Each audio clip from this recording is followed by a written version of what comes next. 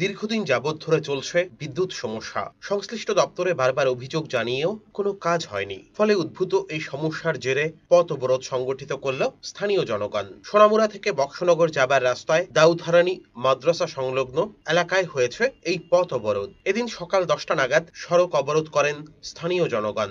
তাদের অভিযোগ, আড়ালিয়া গ্রাম পঞ্চায়েতের 4 নং ওয়ার্ডে দীর্ঘ 6 দিন যাবৎ বিদ্যুতের সমস্যায় ভুগছে এলাকার মানুষ।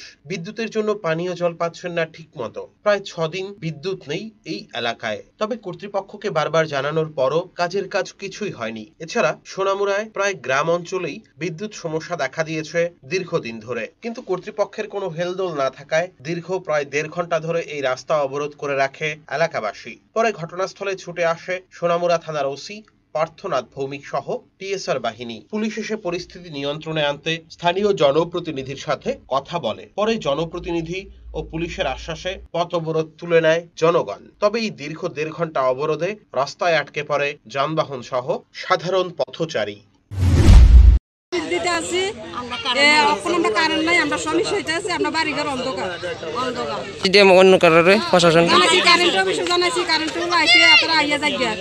আচ্ছা, কয়দিন করেন নাই? 6 দিন।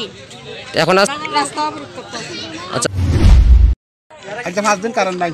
আচ্ছা, আমরা নতুন ট্রান্সমিটার চাই। এটা এই 4বার লাগাই দিয়েছে, 1 মাসের বেশি জানা আমরা জানাইছি, তারা কোনো সারা দিতে না যে 4 দিন অবরোধ করছেন এই কারণ নাই, এই কারণে।